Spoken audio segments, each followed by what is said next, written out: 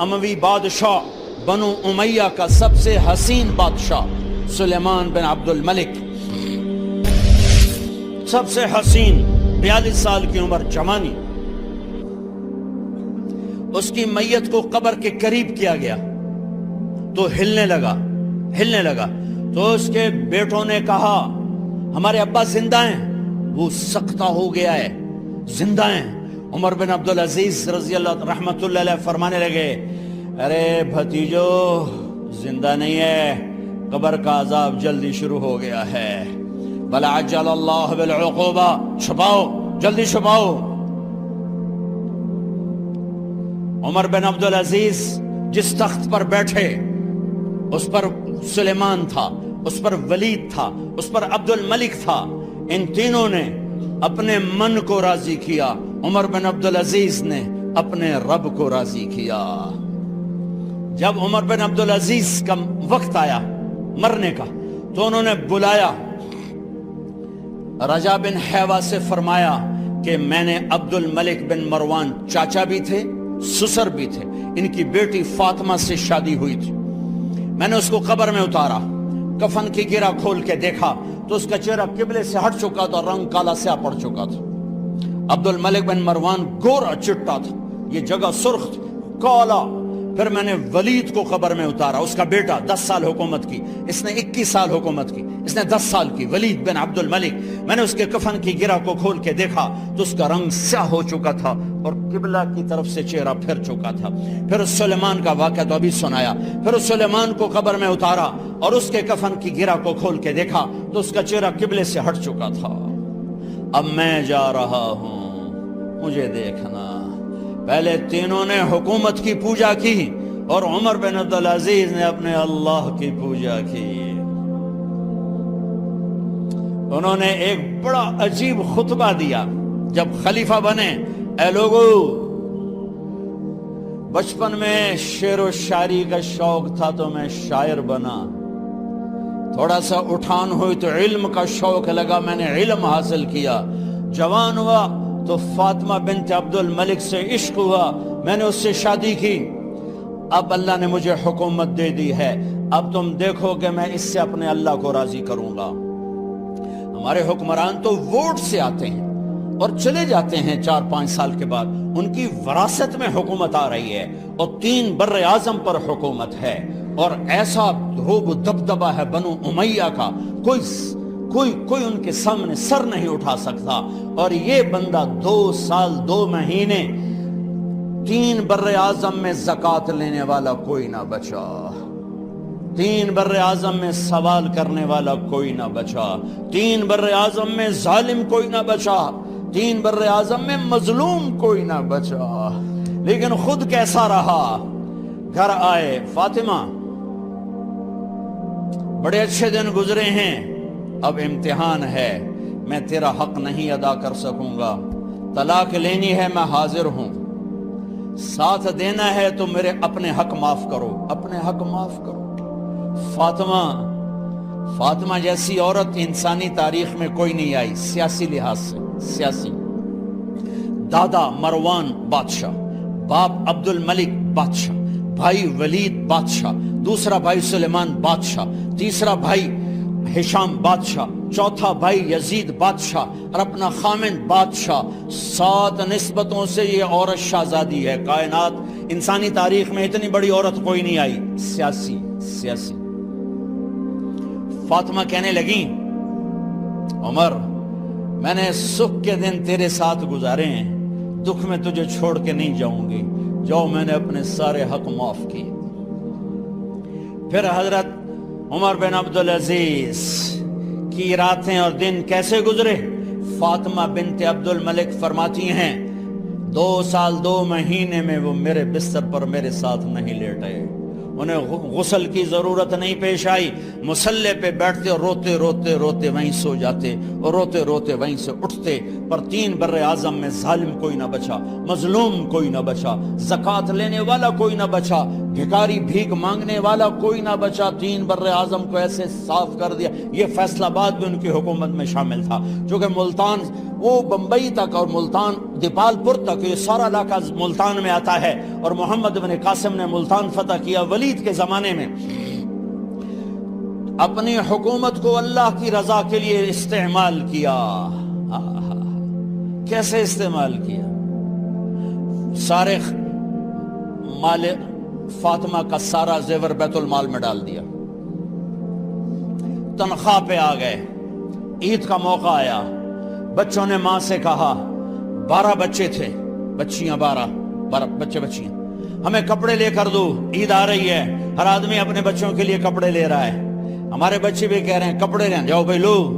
فاطمہ کے پاس عمر 3 بر اعظم کے بادشاہ کے بچے آ رہے ہیں، ماں جی عید آ رہی، کپڑے تو لے دیں، ابا سے کہیں کہ ابا سے بات کرتی ہوں۔ ابا تشریف لائے، خزانے لبالب بھرے ہوئے گندم کے ڈھیر کی طرح، کہ امیر المومنین بچے کپڑے مانگ رہے ہیں۔ فاطمہ میرے پاس تو پیسے نہیں، میں کہاں سے کپڑے لے کر دوں، میرے پاس تو پیسے کوئی نہیں۔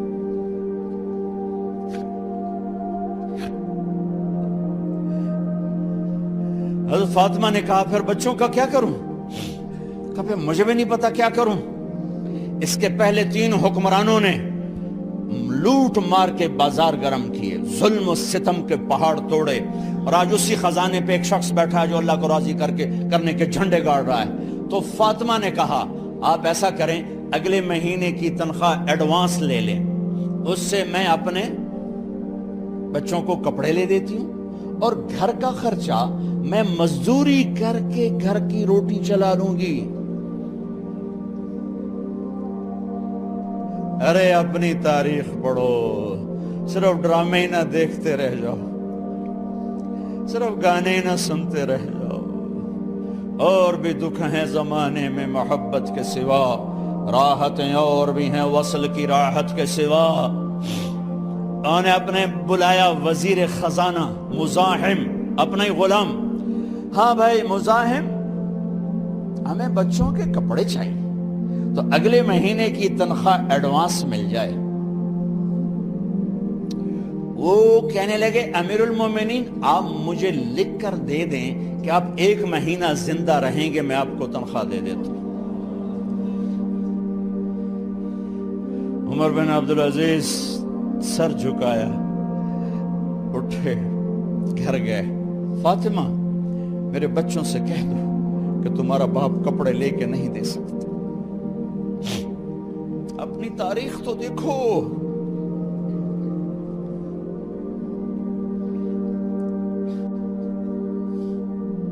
عید کا دن آ گیا، خلیفہ وقت عید کی نماز پڑھاتے تھے، نمازیں بھی خلیفہ وقت پڑھاتے تھے۔ بنو امیہ کا خاندان ملنے کے لیے آ رہا ہے،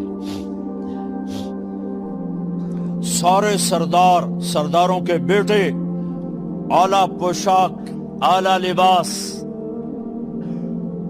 ملنے آ رہے ہیں۔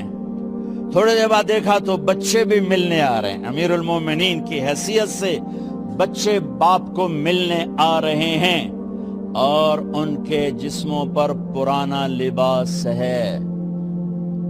حضرت عمر انہیں دیکھ کر ادھر اپنے سرداروں کے بچے دیکھے تو زرق برق پوشاکیں، اپنے بچوں کو دیکھا۔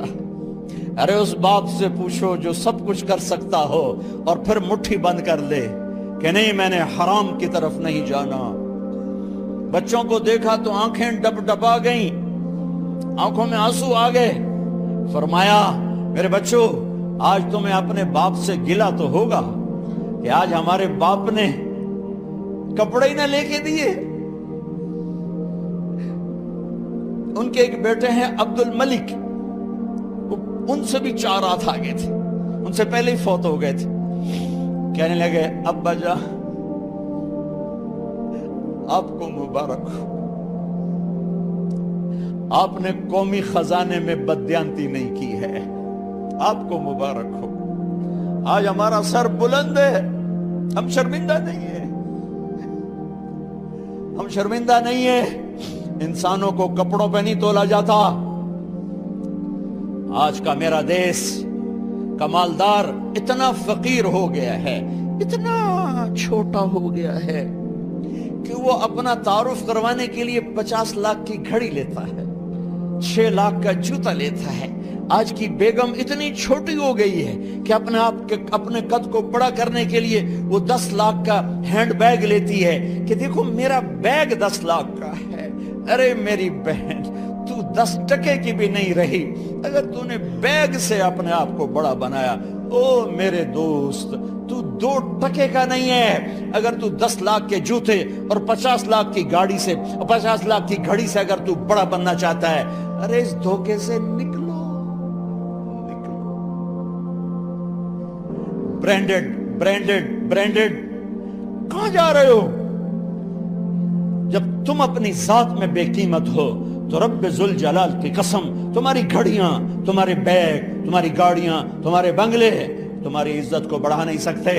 ابا جان، آج ہمارا ساڑا ایتھے سر آ گیا، سانو آج ساڑی عید ہو گئی کہ ساڑے ابے آج خیانت نہیں کی تھی۔ آج ہم خوشی سے بلند ہیں کہ ہمارے باپ نے بددیانتی نہیں۔ بیگم نے اس باندی کو نہلایا، خوبصورت زیورات سے سجایا، عالی شان میک اپ کیا اور اس کا ہاتھ پکڑ کے لائی۔ امیر المومنین، یہ آپ کی خدمت میں گفٹ ہے۔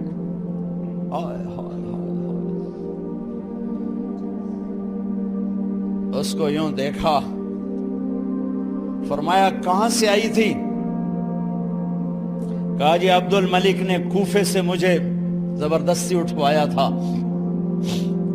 تو 2 آدمی بلائے کہ جاؤ اسے اس کے مالک کے پاس واپس بھیج دو۔ وہ کہنے لگی این وجدک علی یا امیر المؤمنین،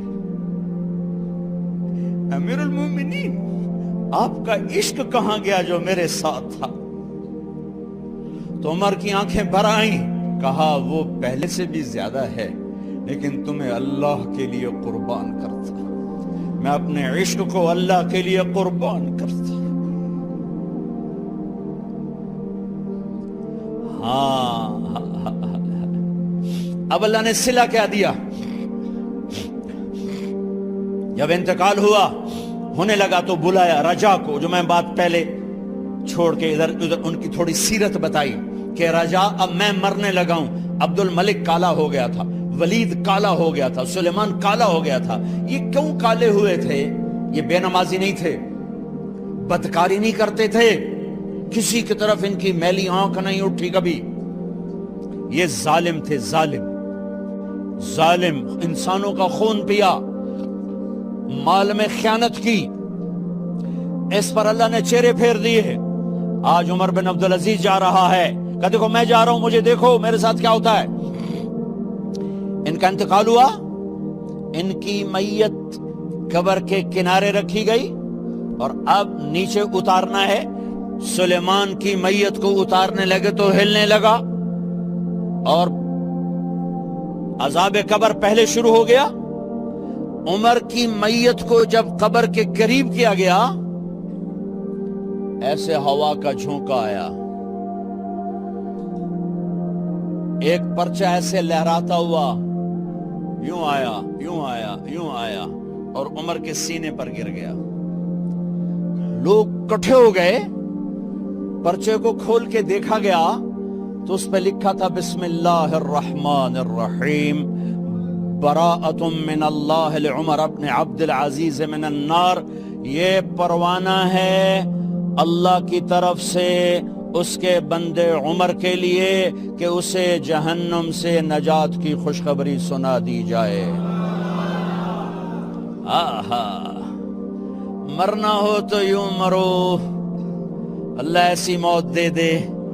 کہتے ہیں پھر میں نے ان کو قبر میں اتارا، جب قبر میں اتارا تو کیا دیکھا؟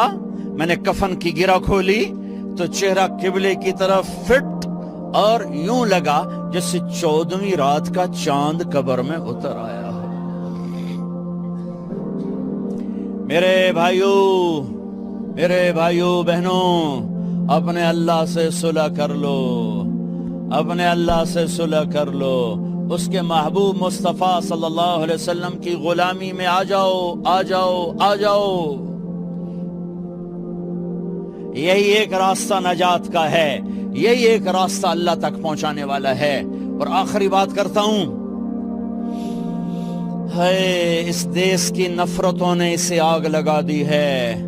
آپس کی نفرتیں مٹا دو، آپس کی نفرتیں مٹا دو، آپس کی نفرتیں مٹا دو۔ محبت دو، محبت دو، محبت دو، محبت دو۔ معاف کرنا سیکھو، درگزر کرنا سیکھو۔ اس معاشرے کو آگ لگ چکی ہے، غیبت، مذہب کے نام پہ نفرت، سیاست کے نام پہ نفرت، قومیت کے نام پر نفرت، صوبوں کے نام کی نفرت، ایک صف میں بیٹھ کے نفرت، ایک صف میں کھڑے ہو کر دل نفرتوں سے بھرے پڑے ہیں، بغض سے بھرے پڑے ہیں، دل گٹر بن چکے ہیں۔ جس دل میں نفرت کے جذبے ہوں اس دل پر اللہ کی نظر نہیں پڑتی، جس دل میں بغض کے گٹر کھلے ہوں اس پر اللہ کی محبت کی نظر نہیں پڑتی۔ میرے بھائی بہنوں، یہ میں آخری بات کر رہا ہوں، سوئی 12 بجے تک جا رہی ہے، شب قدر ہے، کچھ الگ بیٹھ کر بھی اپنے اللہ کو یاد کر لو، کچھ اس کے سامنے رو دھو لو، معافیاں مانگ لو۔ تو میں اس لیے 12 بجے تک بات ختم کرنا چاہتا ہوں، آخری بات کر رہا ہوں، آپس کی محبتیں پروان چڑھاؤ، آپس کی نفرتوں کو ختم کرو، آپس کی لڑائیوں کو ختم کرو، ایک دوسرے کو معاف کرنے کی عادت ڈالو، ایک دوسرے کو درگزر کرنے کی عادت ڈالو، غیبت چھوڑ دو، نفرت چھوڑ دو، حسد چھوڑ دو، بغض چھوڑ دو۔ اپنے آپ کو دیکھنا شروع کرو، اوروں کو نہ دیکھو، اوروں کو نہ دیکھو، اوروں کو نہ دیکھو۔ اپنے من میں ڈوب کر پا جا سراغ زندگی۔ اپنی کمیاں دیکھو، وہ کیا کرتا ہے، وہ کیا کرتا ہے، وہ کیا کرتی ہے، وہ کیا کرتی ہے، اس سے اندھے بن جاؤ، بہرے بن جاؤ، کسی کی برائی نہ سنو، کسی برائی نہ کرو، تمہارے گھر جنت بن جائیں گے، تمہارے گھر جنت بن جائیں گے، تمہارے گھر جنت بن جائیں گے۔ ہمارے گھروں میں تباہی بربادی ہے، نفرت، ماں باپ میں آپس میں نفرت، میاں بیوی میں نفرت، سگے بھائیوں میں نفرت، کبھی مذہب کے نام پر، کبھی رشتوں کو ناتوں کے نام پر، کبھی تجارت کاروبار کے نام پر۔ بھائیو، محبتوں کو رواج دو، محبتوں کو رواج دو، محبتوں کو پھیلانے والے بنو۔ میرے نبی پاک صلی اللہ تعالی علیہ وسلم نے فرمایا، اسلام کا سب سے مضبوط عمل بتاؤ کیا ہے؟ صحابہ نے کہا جی نماز ہے۔ آپ نے کہا نہیں، نماز نہیں ہے، نماز اچھی چیز ہے، سب سے مضبوط عمل نہیں ہے۔ صحابہ نے عرض کی جہاد ہے۔ آپ نے کہا جہاد بھی اچھی چیز ہے، سب سے مضبوط نہیں۔ صحابہ نے عرض کیا روزہ۔ آپ نے کہا روزہ بھی اچھی چیز ہے پر سب سے مضبوط عمل نہیں۔ صحابہ نے عرض کیا حج۔ آپ نے فرمایا حج بھی بہت بڑا عمل ہے پر سب سے مضبوط عمل نہیں۔ ایعر الاسلام اوثق۔ اب سنو، الفاظ سنو، اسلام کا سب سے مضبوط عمل بتاؤ۔ قالوا الصلاة قال وحسن وما هي بها، قالوا الجهاد قال وحسن وما هو به، قالوا الصيام قال وحسن وما هو به، قالوا الحج قال حسن وما هو به، قالوا اللہ ورسولہ اعلم۔ ہاں، نماز نہیں، جہاد نہیں، روزہ نہیں، حج نہیں، اچھا تو کیا ہے؟ پھر کیا ہے؟ تو آپ نے کہا ان اوثق عور الاسلام الحب للہ والبغض للہ۔ اسلام کا سب سے مضبوط عمل آپس میں اللہ کے لیے محبت کرنا ہے، اللہ کے لیے محبت کرنا ہے، اللہ کے لیے محبت کرنا ہے، اور اللہ کے لیے بغض رکھنا ہے۔ اللہ کے لیے بغض کا کیا مطلب ہے؟ برے سے نفرت نہ ہو، برائی سے نفرت ہو۔ ایک واقعہ سناتا ہوں جس سے بغض للہ کی مثال شاید 14 صدی میں ایسی مثال ہوں گی، تاریخ نے جنہیں محفوظ کیا ان میں اتنی بڑی مثال میری نظروں سے آج تک نہیں گزری. البغض للہ.